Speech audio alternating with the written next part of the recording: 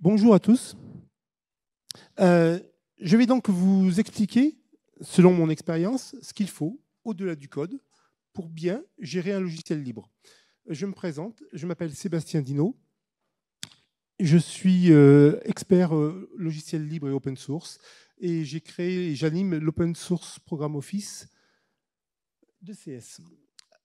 Parmi mes missions, il y a l'accompagnement des équipes sur les méthodes et outils de développement, et il y a aussi le support des équipes qui développent les logiciels libres. Et par ailleurs, je réalise beaucoup d'audits de logiciels et je vais y revenir. À côté de ça, je suis un contributeur massif à OpenStreetMap depuis longtemps, je suis un maker et je suis un militant. Bref, ma vie tourne autour du libre. Avant de passer à ça, pourquoi est-il important de signaler que je fais des audits ? Je fais des audits de code, soit pour des problèmes techniques, soit plus souvent pour des problèmes juridiques, pour vérifier la conformité juridique des composants intégrés au logiciel. Et à cette occasion, je suis amené à m'intéresser au logiciel, à regarder leur documentation, à regarder leur site web, à rechercher tout un tas d'informations, de métadonnées. Et là, je m'aperçois que très souvent, il y a des choses qui manquent, qui sont cachées, qui ne sont pas dites. J'ouvre souvent des issues pour dire sous quelle licence est votre code sous GitHub. Ce n'est pas indiqué. Donc, il y a tout un savoir-faire que les gens n'ont pas forcément parce qu'ils sont focalisés sur le code. Je m'appuierai au fil du... Comment dire ? Je vais m'appuyer au fil de la présentation sur un logiciel libre que je connais plutôt bien. Alors, je ne le connais absolument pas d'un point de vue technique. Il est écrit en Java, je ne code pas en Java. Il est écrit, c'est de la mécanique spatiale, je ne connais rien en mécanique spatiale. Bon, il y a dans la salle un corps contributeur, enfin un corps mainteneur de ce projet, donc j'espère qu'il ne m'enverra pas des tomates. Mais je vais vous expliquer quel est mon rôle dans ce projet. Ça vous parle, ça ? Vous savez ce que c'est ? C'est l'ISS. Et le petit truc là qui est en bas, ça vous dit quelque chose ? Non ? Eh bien, ce petit truc, c'est l'ATV. C'est quoi ? C'est un cargo de ravitaillement de l'ISS. Alors, je vous présente donc ISS et ATV. ATV, presque 21 tonnes.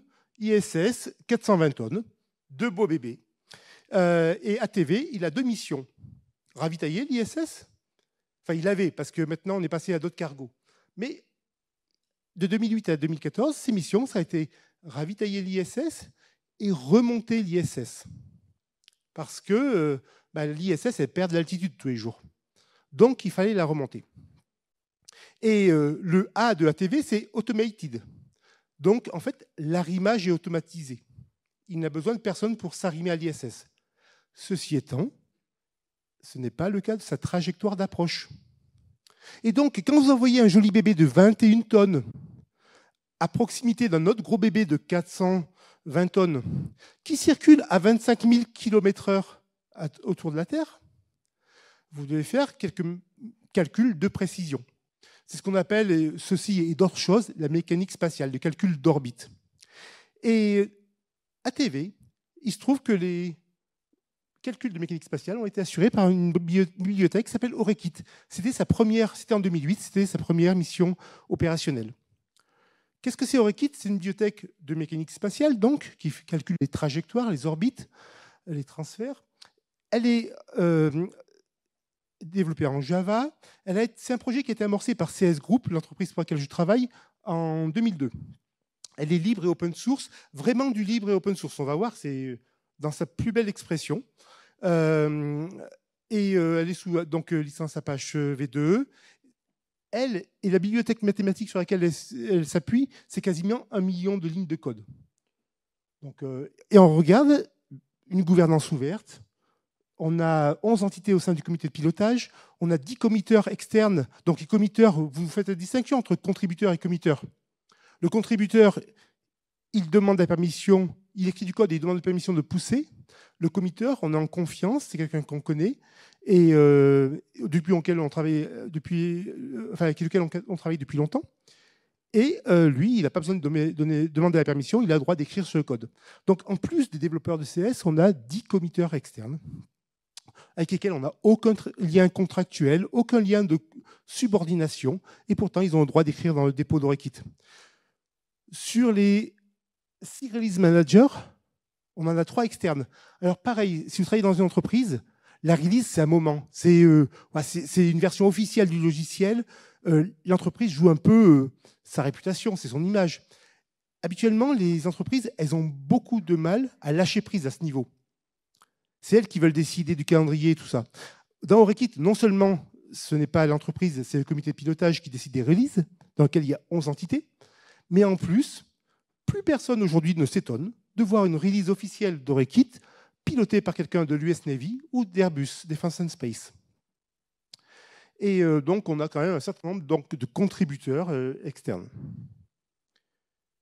J'aime bien montrer ce tableau. Pour ceux qui s'intéressent à la qualité logicielle, à la qualimétrie, c'est un rapport de Sonar. Et généralement, quand vous avez ce genre de choses, c'est que vous avez tout désactivé.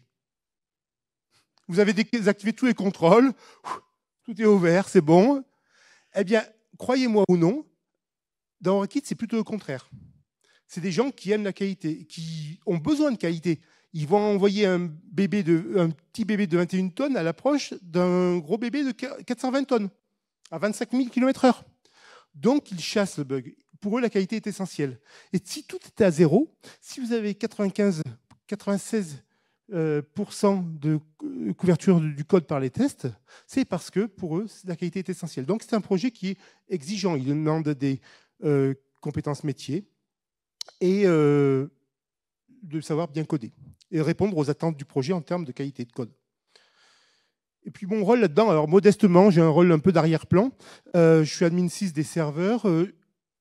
Via ma culture des outils collaboratifs, j'ai introduit progressivement des bonnes pratiques, la CICD, la calimétrie et plein d'autres choses. J'ai proposé des outils au projet pour mieux communiquer, etc. Et puis, comme l'OSPO, mon rôle d'OSPO m'y invite, je veille à ce que les projets fonctionnent bien. Donc, je vérifie que la communauté fonctionne bien. Et dans Orekit, elle fonctionne bien. Voilà, maintenant. Maintenant, il n'y a plus rien à faire et les gens ont pris le pli. Au début, c'était peut-être moins évident. Voilà, donc ça va être mon fil rouge et peut-être que vous me verrez prendre des exemples sur ce projet. Qui n'est pas parfait, je vais vous montrer. Il y a des endroits où ils ont encore des trucs à faire, hein, mais ils ne sont pas si mal. Alors, beaucoup de gens, beaucoup d'entreprises encore, plus, voient la publication du code sous GitHub comme l'achèvement. C'est bon, on l'a fait. Notre code est sur GitHub. Yeah. Voilà. Ben, désolé. La publication sous GitHub, ce n'est pas la fin, c'est le début. Et publier du code, c'est facile, hein, un git push. C'est pas ça. Le succès d'un logiciel, il ne se mesure pas par son code. Alors évidemment, on va vous demander du code de qualité, du code bien facturé, enfin, de bonne facture, bien testé, etc., etc. Mais si personne n'utilise, si personne n'y contribue, ce n'est pas un succès. On mesure le succès d'un logiciel, qu'il soit libre ou propriétaire, à sa base, à sa communauté, à sa base d'utilisateurs et de contributeurs. Et publier du code, comme je vous l'ai dit, c'est facile. Non, ce qui est difficile, c'est de constituer une communauté et de veiller, de faire en sorte qu'elle se développe bien et qu'elle fonctionne sainement. C'est quoi une communauté? Eh bien, une communauté, c'est des gens... Alors, c'est pas tout, hein, ils ne cochent pas tous toutes les cases, mais suivant les personnes, suivant les profils, elles cochent une ou plusieurs de ces cases. C'est des gens qui connaissent. Vous allez me dire, qu'ai-je à faire de gens qui connaissent? Ben, des gens qui connaissent, c'est des gens qui, à un moment donné, peuvent avoir de la sympathie pour le projet et peuvent devenir sponsors. C'est des gens qui peuvent utiliser ou dire à leurs collègues hey, « mais j'ai entendu parler d'un logiciel là, qui a l'air sympa, c'est peut-être ça la solution de notre problème. » Ouais, c'est des gens qui vont peut-être parler du logiciel. Hey, regarde ce qu'ils font, eux. Et donc, c'est déjà une plus-value. CS, pour être honnête, tire un énorme profit du fait que tout le monde sait qu'on a fait Orekit. Quand dans nos appels d'offres, on nous demande de prouver qu'on a un savoir-faire en Mecaspa, on a juste à dire on est CS, on a fait Orekit. Ah ouais, ok. Ce que je ne vous l'ai peut-être pas dit, mais Orekit est devenu l'une des références mondiales dans son domaine. C'est utilisé par des laboratoires de recherche, certes, mais aussi par les académiques, par des étudiants, mais aussi par des agences spatiales, des industriels. Et tous ces gens-là ont tous intérêt, par l'US Navy par exemple aussi. Donc tous ces gens-là ont intérêt à ce que ça fonctionne. Donc des gens qui connaissent. Après, c'est des gens qui utilisent. Ok. Bon, ça c'est cool déjà. C'est bien. Mais vous êtes toujours tout seul au front. Bon, ne vous inquiétez pas, quand vous avez des gens qui utilisent, les demandes d'évolution, les signalements de bugs, les demandes d'aide, de support ne tardent pas à arriver. Et puis après, donc, si vous avez un peu de chance, si vous avez fait un peu ce qu'il faut, vous allez avoir des gens qui contribuent. Ça, c'est cool. Ça, c'est vraiment cool. Quand je me souviens à Orekit, lorsqu'on a reçu nos premières contributions, la toute première, c'était un Américain vivant au Japon qui nous a dit « Les gars, vous parlez vraiment trop mal anglais.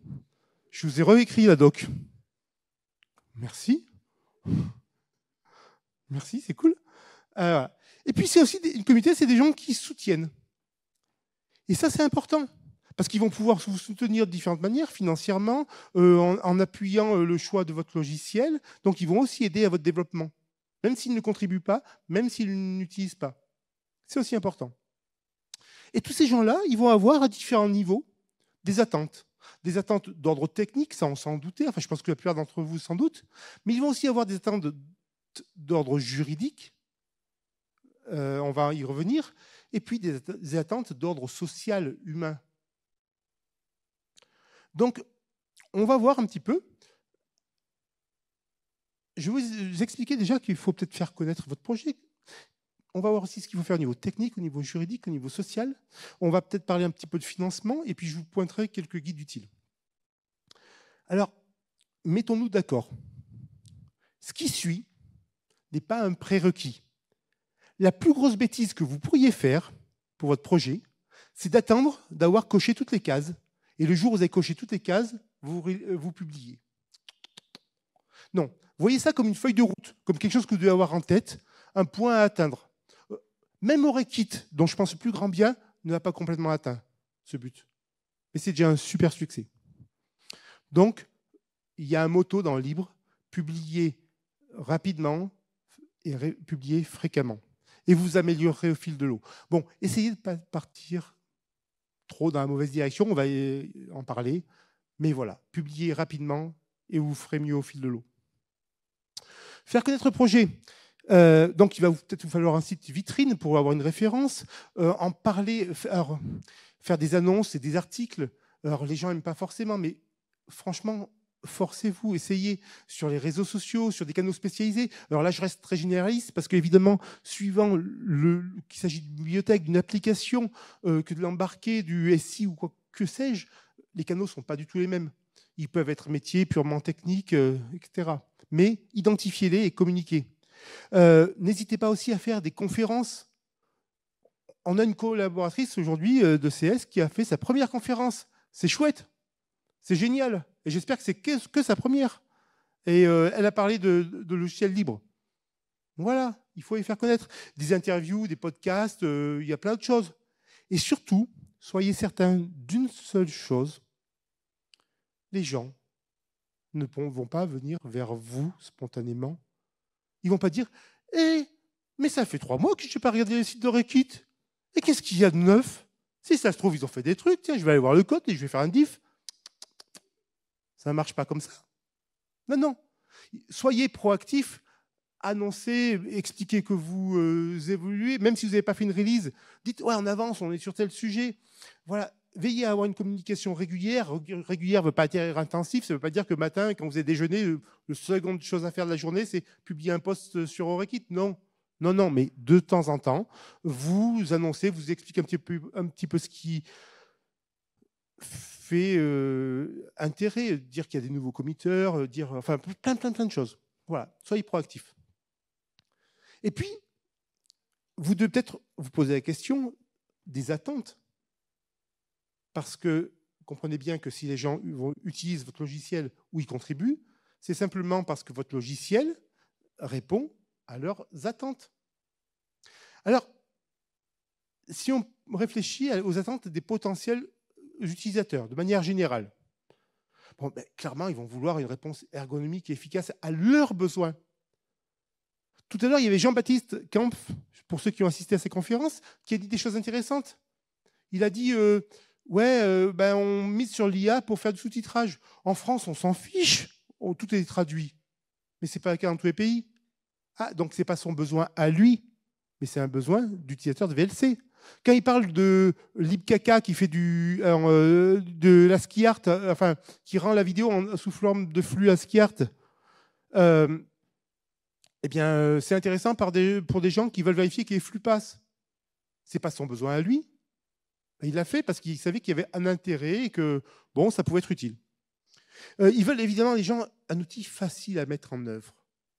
S'il faut 3 heures, voire 18, pour pouvoir commencer à utiliser, soyez sûr que personne ne l'utilisera. Évidemment, idéalement, il doit être ergonomique, efficace, robuste, fiable. Oui, oui, oui, faites votre possible. Suivant la criticité de l'outil, c'est plus ou moins prépondérant. Par contre, on va vous demander un manuel d'installation, enfin d'utilisation consistant. Et la pire réponse que vous puissiez faire, c'est bah, tu as le code, lis-le. Ça, c'est insupportable. Je suis développeur à la base. C'est une réponse que je ne supporte pas. Voilà. Un logiciel non documenté, ça ne s'utilise pas. Ça se met à la poubelle. Et puis, comme je vous l'ai dit, dès que vous allez avoir des utilisateurs, c'est le début des soucis.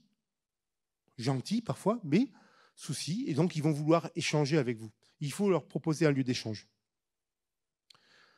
Et puis, si on pense aux contributeurs, ils vont vouloir un accès libre au dépôt de code source. Je dis bien dépôt. Message à ceux qui font du libre en interne et qui, tous les 6 mois, publient un tarbol sur leur site web. Ouais, c'est du libre, s'il y a une licence libre intérieure sur l'archive. Par contre, vous étonnez pas de ne pas avoir de contributeur.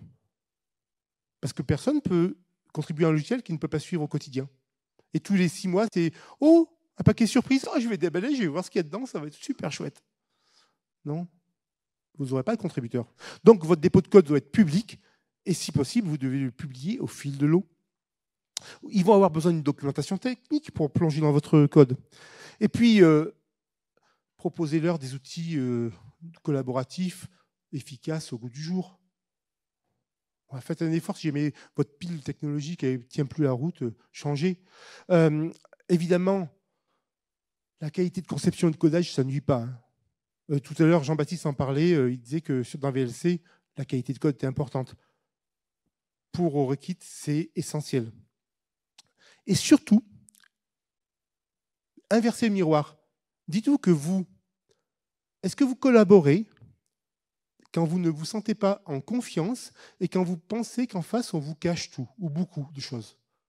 Non, vous ne vous engagez pas dans un projet, quel que soit son ordre. Vous ne vous engagez pas sur un projet si vous ne sentez pas une base, une relation de confiance et un peu de transparence. Donc, quand vous êtes à la tête d'un projet libre, vous devez faire en sorte d'instaurer cette transparence, cette confiance, pour mettre les bases d'une collaboration saine. Sur le plan technique, que faire? Il y a le principal problème, moi je vous assure, mais il y a 2 projets sur 3, voire 4 sur 5, je ne sais pas, qui ne sont pas capables d'écrire un README correct. Le README, c'est le CV de votre projet. Ce n'est pas sa documentation in extenso. Hein. C'est juste un endroit où on doit avoir sous forme synthétique les informations qui intéressent peu ou prou la plupart des gens. Comment dire? Certains ne savent pas faire, donc il existe sur le net toute une littérature, il existe des guides, il existe même des outils qui vous aident à générer. Essayez-les. Moi, je vous ai pointé 2 choses qui ne sont pas trop mal, qui peuvent vous aider, mais bon, ça fera que l'amorçage du boulot. Mais derrière, en fait, quand on réfléchit, dans un projet, dans un README, qu'est-ce qu'il vous faut? Alors ça, tout ce que j'ai listé, quand je mets par exemple installation, ce n'est pas 3000 lignes sur l'installation. Soit c'est le truc qui s'installe super vite et vous l'expliquez là, soit c'est compliqué et vous renvoyez vers un guide d'installation.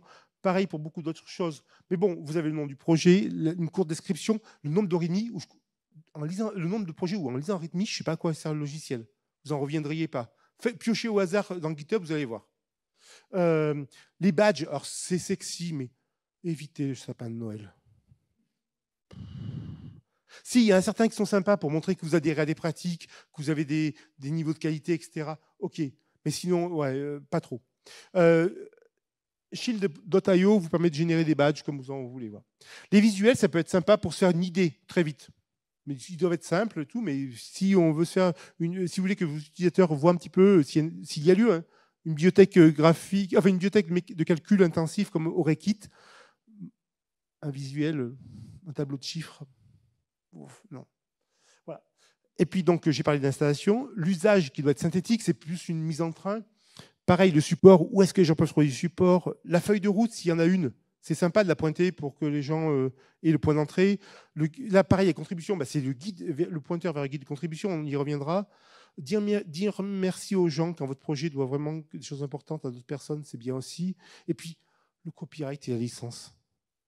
Dites-le, ça va bien. Enfin, c'est mieux si on le dit. Ça évite d'aller chercher ou de poser une issue. Alors là, on arrive à un point. Il y a des développeurs dans la salle? Ouais, un certain nombre. On vous a déjà demandé d'écrire la doc d'un logiciel? Ouais. Ah, aussi peu que ça. Les autres, on ne vous demande pas. Ah, d'accord. OK. Voilà. On vous a déjà expliqué comment écrire une bonne doc? Ah, ah oui. Non, mais toi, tu n'as pas le droit de jouer. Il triche. Alors, on a travaillé ensemble. Voilà. C'est que tous les développeurs ont une injonction. Il faut écrire la doc.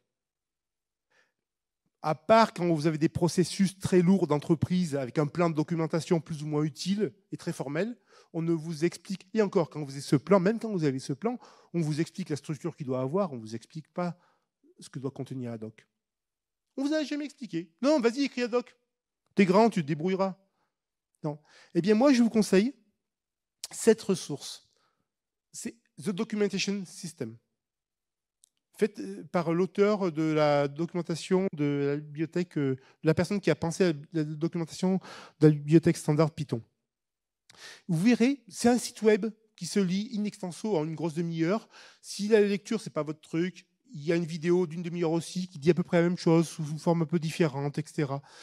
Mais ce gars-là vous explique, voilà de quoi est composée une doc. Voilà quel est le public de ces différents types de doc. Voilà du coup ce qui doit être le présupposé, ce qui n'a rien à faire. Enfin voilà quel état d'esprit vous devez adopter quand vous écrivez un tutoriel, un guide, etc., etc., etc. Vous voulez documenter ça, eh bien ça a sa place là.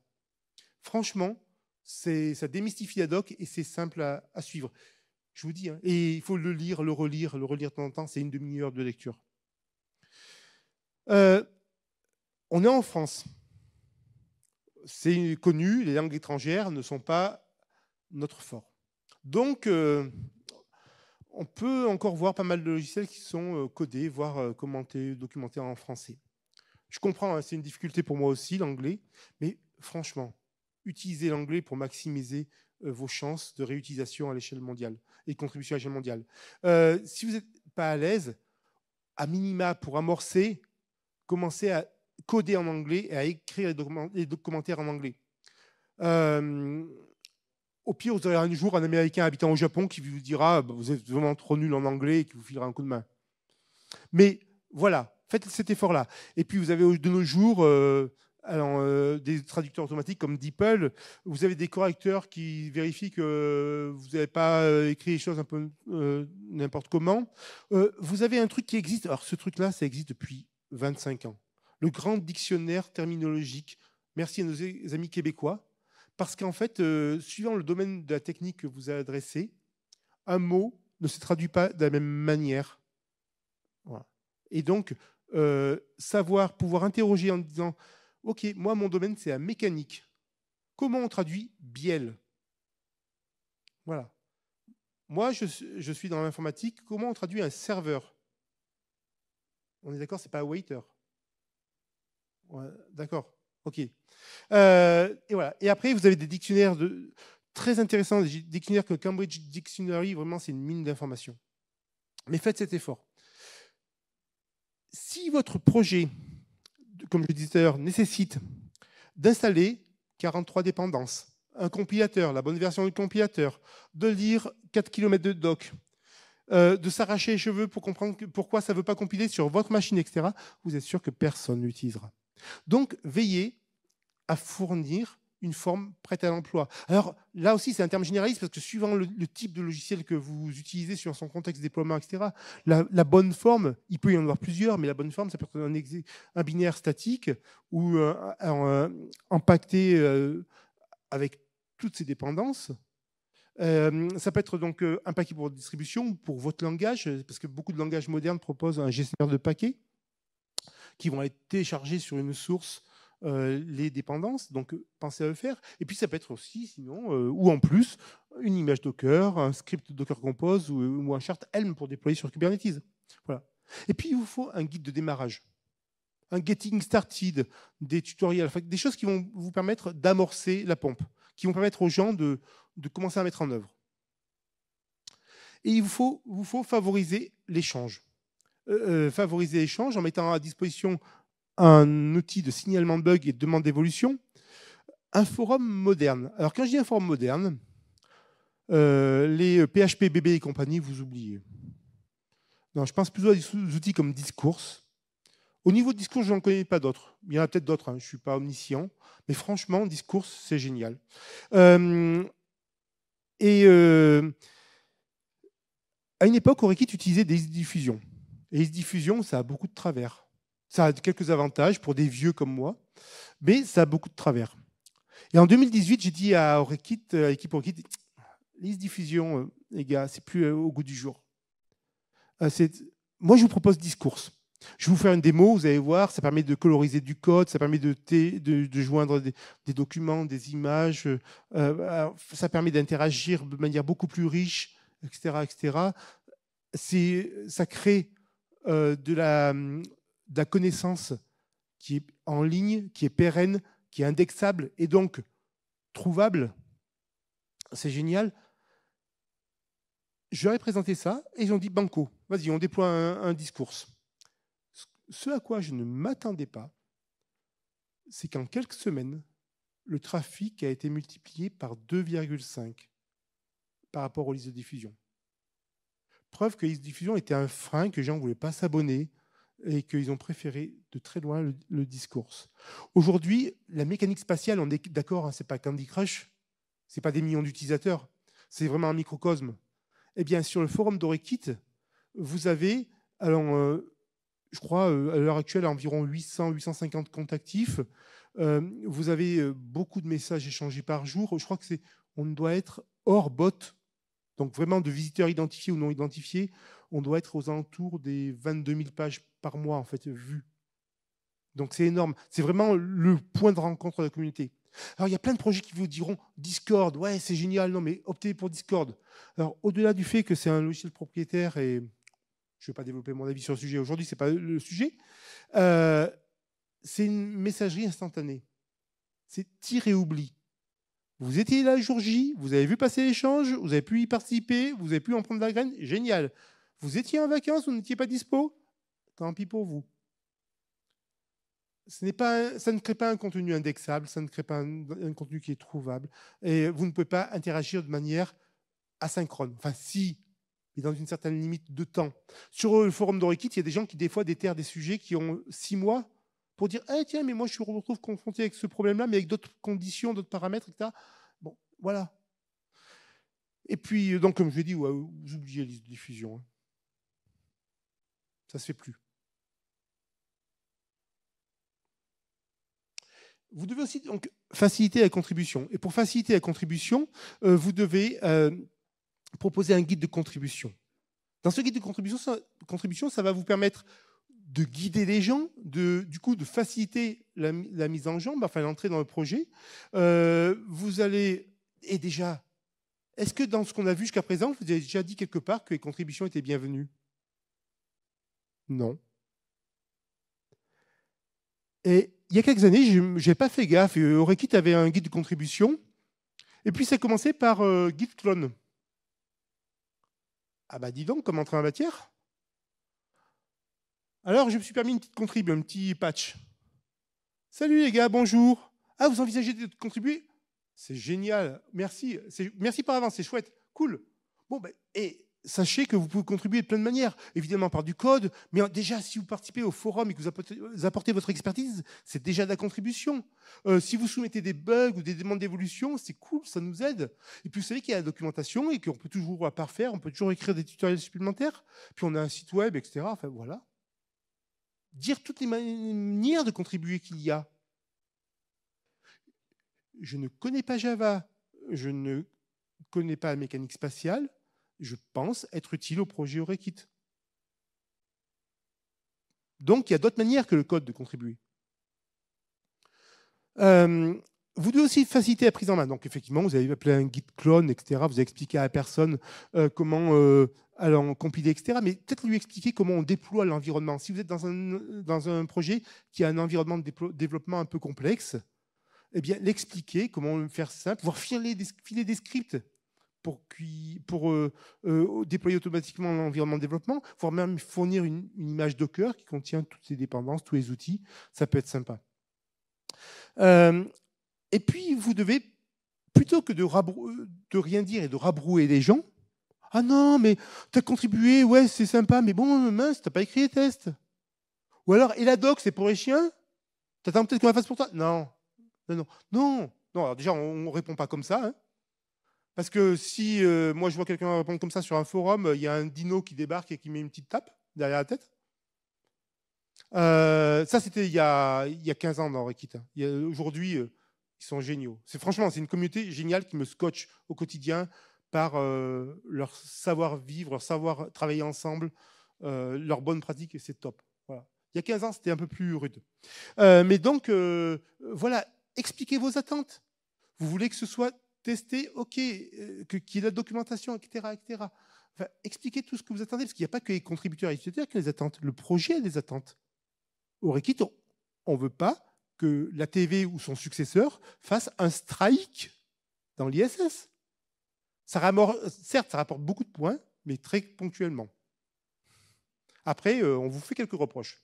Donc voilà, ils ont des exigences de qualité, de validation. Et puis ici, il y a des règles de codage, dites-le, pointez des ressources. Pareil, c'est des fichiers de configuration. Je ne sais pas si vous connaissez les fichiers, par exemple, le projet config editor ou des choses comme ça. Ben voilà, on peut faire plein de choses. Vous devez aussi organiser cette collaboration technique. Donc pour ça, avoir un workflow Git documenté. Vous pouvez même, dans des forges comme GitHub, GitLab, forcer des workflows. Si vous voyez qu'il y a des gens qui ne respectent pas ces workflows, vous pouvez protéger des branches, etc. Enfin, faire en sorte que les gens ne travaillent que par merge request ou pull request. Faites en sorte d'utiliser un workflow qui soit soutenable et adapté à votre projet. Si vous êtes dans du web, que vous êtes dans un mode course en avant, que la toute nouvelle version remplace les anciennes, OK, prenez un trunk-based. Si vous êtes dans un projet comme Orekit, où quand on a un centre de contrôle qui est qualifié avec Orekit 11 ou 12, on hésite à passer comme ça à Orekit 13, alors que les satellites contrôlés sont déjà en vol. Et pourtant, quand il y a un bug, on aimerait bien que ce soit corrigé.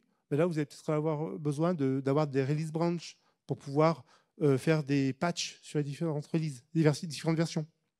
Des tests automatisés, franchement, ça sécurise le projet. Mettez en place de l'intégration continue, voire, suivant le cas, typiquement, vous faites une bibliothèque, le déploiement continu n'a pas de sens. Mais si vous faites une application, ça peut avoir du sens. Mais à minima, une livraison continue. Fluidifier les process. Le suivi calimétrique, alors, si vous faites une petite bibliothèque JavaScript qui, je ne sais pas, ajoute des paillettes qui tombent sur l'écran, c'est pas très fiable, c'est pas très grave. Ça, sans doute, peut-être, tant que tout le monde ne l'utilise pas. Bon, si vous faites des outils qui ont des missions un peu plus critiques, il vous faut mettre en place un suivi calimétrique pour détecter les régressions, pour détecter les baisses de performance, pour vous assurer que toutes les exigences de qualité sont respectées. Une feuille de route et des jalons, ça peut être utile, ça peut aider à se projeter.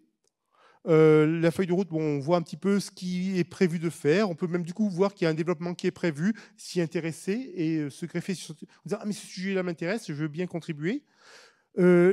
Les jalons, je connais une bibliothèque qui s'appelle OSIM qui ne sait pas ce qu'ils nous réalisent. Ils sont en version dev depuis, je ne sais pas, peut-être que j'avais des couches encore à l'époque. Je ne sais plus. Enfin voilà, c'est terrible. Faites des jalons, c'est sympa, ça marque le coup, ça permet de communiquer. Et puis au moins, les gens savent que ça, c'est une version stable qui a été testée, qui est. On ne se récupère pas un code à moitié développé, enfin une fonction à moitié développée. Alors, sur les aspects juridiques, le truc qui, par essence, ennuie les développeurs. Et je conçois, ce n'est pas forcément très sympa comme sujet. Puis, si vous avez fait la technique, ce n'est pas pour faire du droit. Manque de chance, vous manipulez des objets duaux, à nature duale. Certes, au quotidien, vous manipulez des objets techniques, un logiciel, et si vous faites n'importe quoi, il y a des conséquences techniques. Ça bug, ça plante, etc. Ça ne marche pas, ça râle. OK. Mais, manque de chance pour vous, cet objet technique est aussi un objet juridique. Il a une valeur duale. Et donc, quand vous faites quelque chose, ça a aussi un impact juridique. Quand vous assemblez des composants, si leurs licences ne sont pas compatibles, vous créez ce que j'appelle une chimère juridique, un truc qui ne devrait pas exister. Vous pouvez vous mettre en défaut votre entreprise, voire votre client. Vous êtes sûr que ça va remonter. Et on ne va pas vous filer une prime. Donc, il faut vous occuper de l'aspect juridique. En plus, quand vous êtes dans un projet libre, ça conditionne beaucoup de choses. Ça conditionne le fait qu'on l'utilise. Moi, s'il n'y a pas de licence, je dis non, on n'utilise pas. Peut-être qu'il est génial, mais il n'y a pas. Alors, j'ouvre une issue. Je dis, il n'y a pas de licence, précise la licence. Ce serait cool d'avoir peut-être une licence. Je peux même aider la personne à choisir une licence. Mais il en faut une. Et puis, si jamais je vois qu'il y a d'autres aspects juridiques qui puent un peu, peut-être que je ne vais pas contribuer, ça ne m'intéresse pas. Donc, voilà. Il y a, au niveau de la licence, déjà, parce que vous allez voir, il y a plusieurs aspects juridiques. Donc, c'est vraiment un point potentiellement bloquant, la licence. Si elle est mal choisie, si elle est mal fagotée. Donc, il faut la choisir. Vous n'êtes peut-être pas des juristes, mais plusieurs types d'outils peuvent vous aider. Choose a license va vous aider à choisir une licence, parmi quelques-unes majeures. TLDR Legal, donc Too Long, Don't Read, Didn't Read. C'est un site qui va faire des synthèses de certain nombre de licences. Et puis opensource.org, j'aurais pu mettre aussi le site de la FSF. Il y a des listes de licences et qui vous expliquent un petit peu, enfin qui vous montrent les textes, qui vous font et qui vous verrez si la licence est compatible avec l'open source definition ou compatible avec la free software definition. Donc ça va faire des guides. Et une fois que vous aurez choisi votre licence, veillez à ce que les composants que vous intégriez soient compatibles. Récemment, j'ai fait l'audit d'un logiciel qui était annoncé sous licence MIT. Cool, c'est bien. Quand j'ai fait bilan des dépendances, je me suis aperçu qu'à l'intérieur, il y avait un composant sous licence GNU GPL. Voilà ce que j'appelle une chimère juridique, un truc qui n'aurait jamais dû exister. Et puis, sympa la mine. Les gens croient utiliser un composant sous licence libre permissive, et un jour, quelqu'un risque de leur chercher les poux dans la tête en disant mais votre code il est sous GPL. Comment ça, est sous GPL? Si.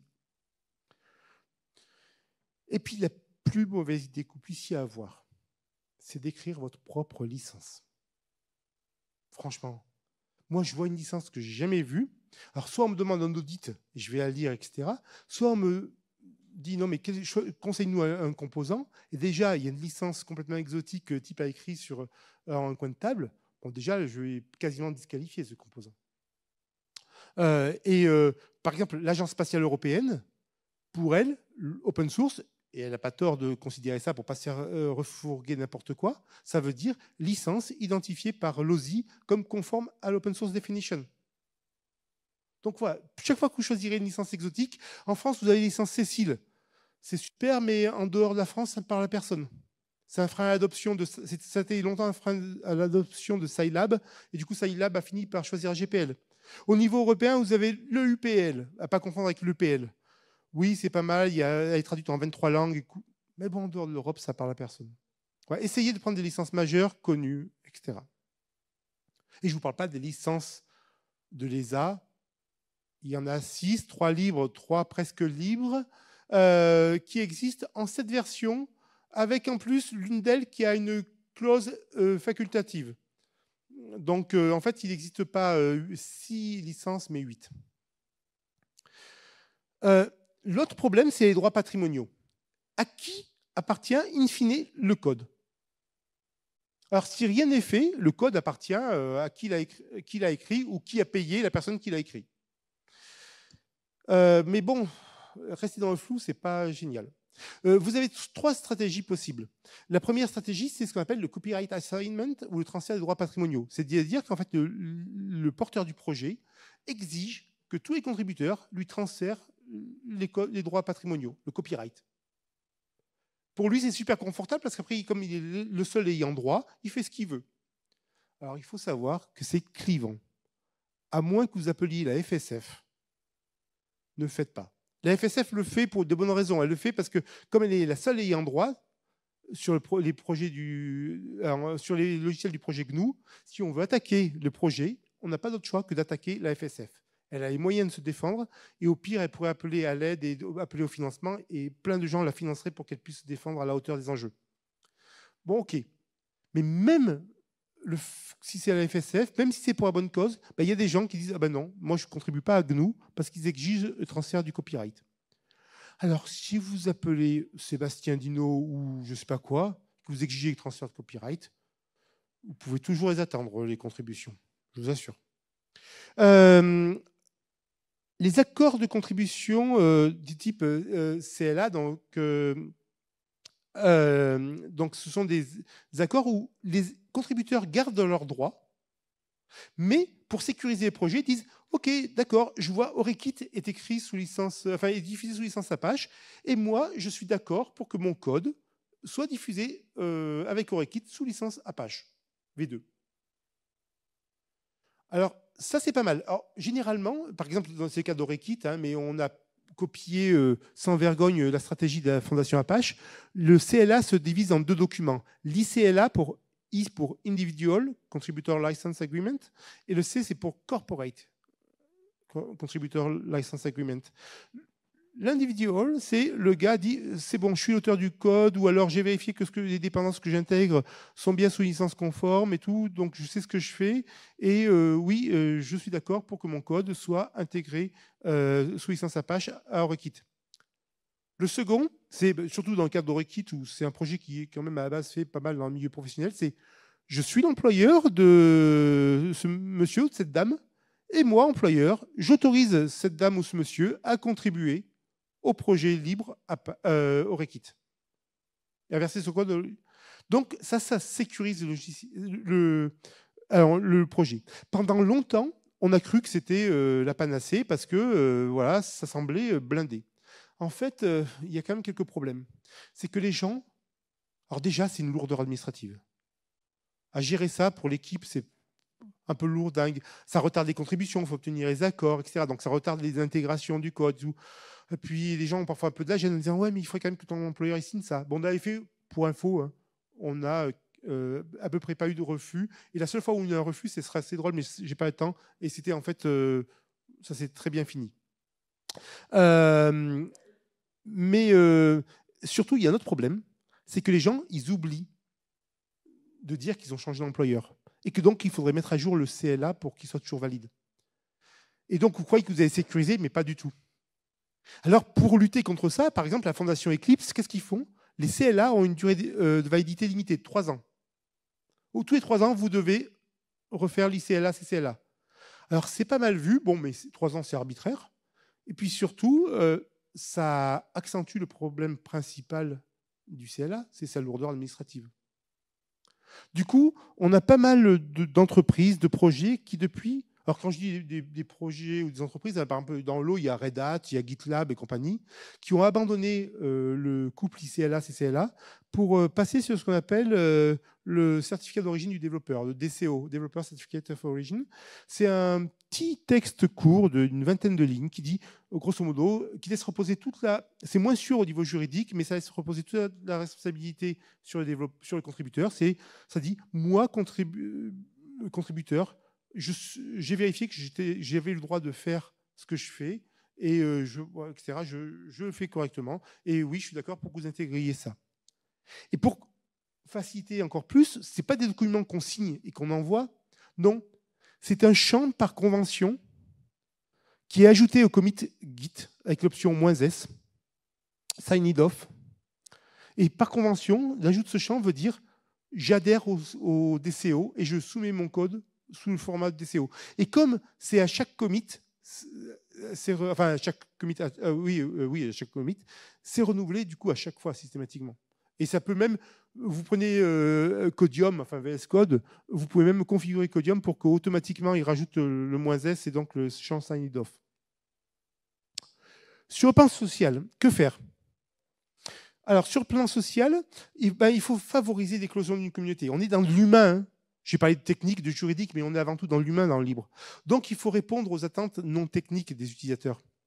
Comme je vous disais, montrer de la bienveillance, de la considération. Toujours pareil, inverser miroir. Mettez-vous de l'autre côté. Si on s'adresse mal à vous, vous claquez la porte. Donc, pensez-y quand vous adressez aux gens. Peut-être oui, qu'effectivement, c'est un débutant, et c'est le 3e de la semaine qui... Bon, tant que les gens n'abusent pas, si bon, vous voyez, il y en a un qui abuse, il y a des moyens très simples. Petite astuce. Il y a une pratique qui m'amuse beaucoup au sein de la communauté Eurekit, c'est ils font du super support. Franchement, c'est génial. Ils sont toujours à répondre de manière, c'est des questions parfois très techniques, très pointues, très métiers. Ils répondent super bien. Et donc, quand vous arrivez, que vous posez des questions, si vous la posez bien, vous la formulez bien, vous recevez très vite des réponses. Parfois de plusieurs personnes et tout, c'est génial. Et puis quand même, des fois, il y en a qui abusent. On se rend compte qu'en fait, ils veulent qu'on code à leur place. Ou alors, non, vraiment, ils sont un peu lourds, on va dire. Voilà, ils abusent un peu. Eh bien, plutôt que d'envoyer paître les gens, il y a une pratique tacite qui s'est installée et que j'aime bien, c'est que quand quelqu'un se met vraiment à abuser, les réponses deviennent de plus en plus tard. Il y a de plus en plus de latence qui arrive dans la réponse. Et donc, la personne, au bout d'un moment, elle va être peut-être obligée de se bouger un peu, monter un petit peu en compétence, etc. Et puis de revenir peut-être avec des questions un peu moins triviales. Voilà. Mais ça évite d'être désagréable avec les gens formellement. Enfin, voilà. Et puis surtout, quand vous êtes désagréable avec quelqu'un, tout le monde voit autour que vous êtes désagréable avec cette personne. Donc, vous faites passer un mauvais message. Parce qu'à la limite, être désagréable avec la personne qui attend que vous codiez pour elle gratos, oui, pourquoi pas. Mais le problème, c'est que toute la communauté voit ça. Elle le retient. Tiens, Eurekit, tu peux te faire moucher. Ou alors, tu as vu... comment il s'appelle? Dino, au purée. Tu as vu comme il a répondu? Waouh! Non, non, non, non, non, non. Donc, voilà, faites en sorte, agissez en transparence, créez un climat de confiance, voilà. Fournissez du support.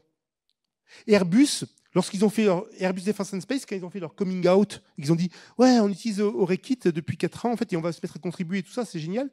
Ils sont mis à le dire dans des conférences et tout, c'était super, on aurait dit qu'on les avait payés. Mais moi, ce qui m'a marqué, c'est qu'ils disaient que bon, Eurekit, c'était fantastique, ça calculait bien, vite et tout, c'était fiable. Et ils disaient le support. C'est hallucinant, le support de la communauté. Vous posez une question, ils vous répondent, vous pouvez discuter avec eux, c'est tout. Nous, on paie avec des éditeurs propriétaires, on n'a pas ce niveau-là de qualité, on paie super cher, on n'a pas ce niveau-là de support. Voilà. Donc, vous devez doter aussi votre projet d'une gouvernance formelle. Alors, la gouvernance, c'est quoi? C'est votre socle, c'est votre constitution. C'est le document qui explique comment vous allez travailler ensemble.